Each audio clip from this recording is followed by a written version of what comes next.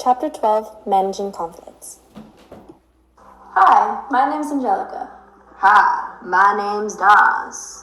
Hi, my name's Blue. And we're roommates, and part of Chapter 12 is managing conflicts. Concept 1, Accommodation.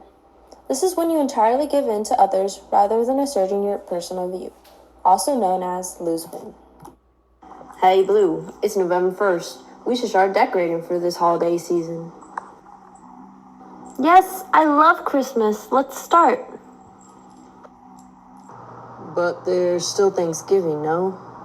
But you know how much I love Christmas, Dawes. Fine, just because I know you love it so much.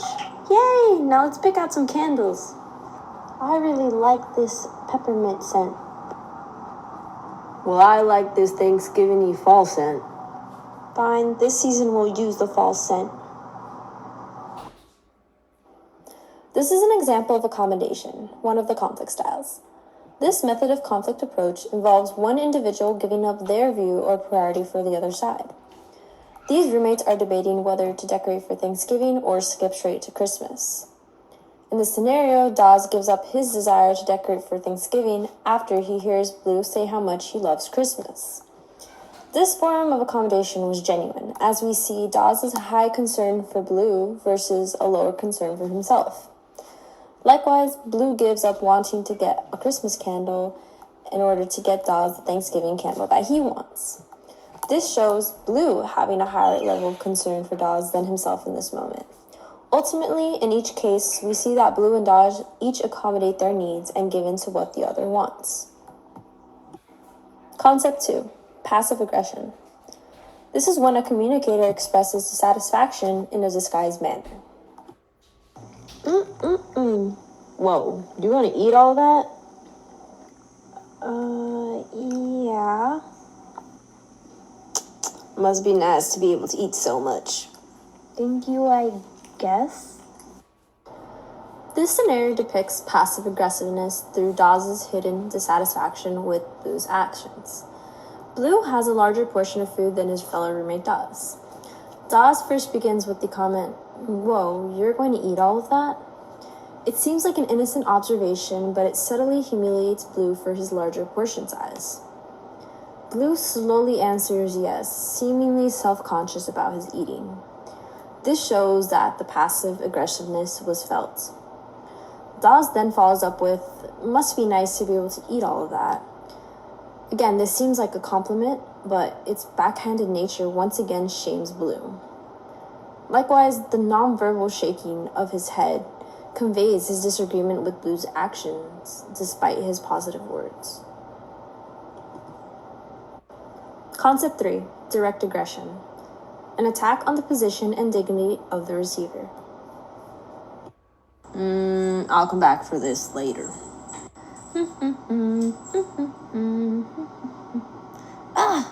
You're so messy. Always leaving your things around. Hey, that's expensive. Watch what you touch. Expensive? Then why is it on the edge? You're just jealous you don't have a toy like this. So this is an example of direct aggressive behaviors, where both individuals are attacking each other rather than addressing the problem at hand. Here, Blue immediately accuses Dawes with an irritated tone, saying, "You're so messy, always leaving your things around." This shows an attack on Dawes' level of organization. It escalates as Dawes threatens Blue for throwing his toy, which only furthers this conflict's aggressive nature and tone. In response, Blue shouts and subtly insults Dawes' intelligence. Dawes ultimately walks away with a petty, unrelated remark on how Blue must be jealous of him. All these direct aggressive attacks are somewhat irrelevant and unproductive to ending their issues. In the end, nothing is resolved while the relationship begins to deteriorate. This is common with direct aggression and conflicts. Concept 4. Compromise. This occurs when both people in the conflict scenario receive partial satisfaction by sacrificing part of their goals. Can we open the blinds? I'd love to sunbathe and watch the birds. Blue, I'm trying to do some work here, and the light and the birds, they bother me. What if we only open it halfway. I guess that's okay. Well, at least I still have some darkness left. 2 hours later.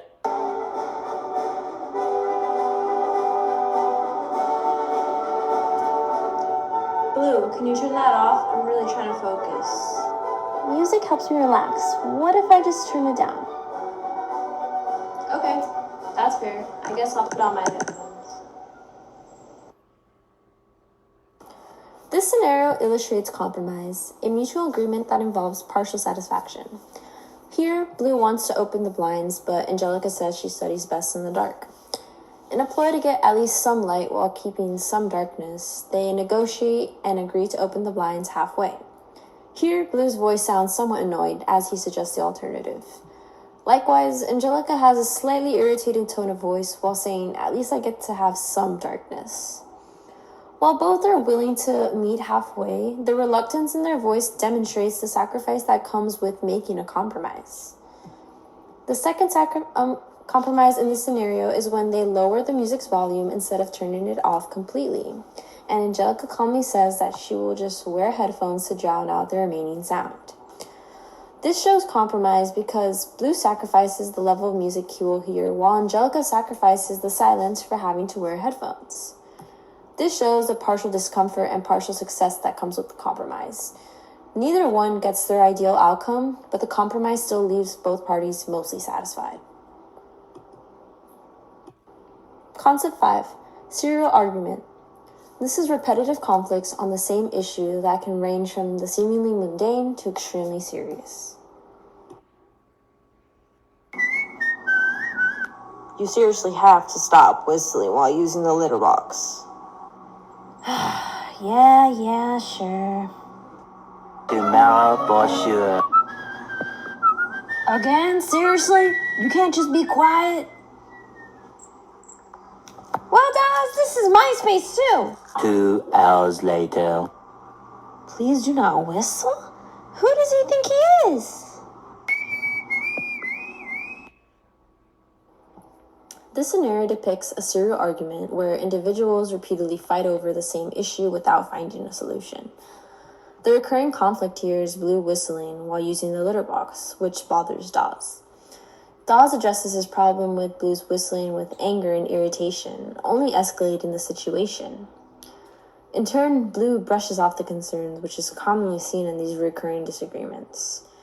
Serial arguments are likely to be more emotionally charged as tension builds up from the consecutive arguments about the same issue.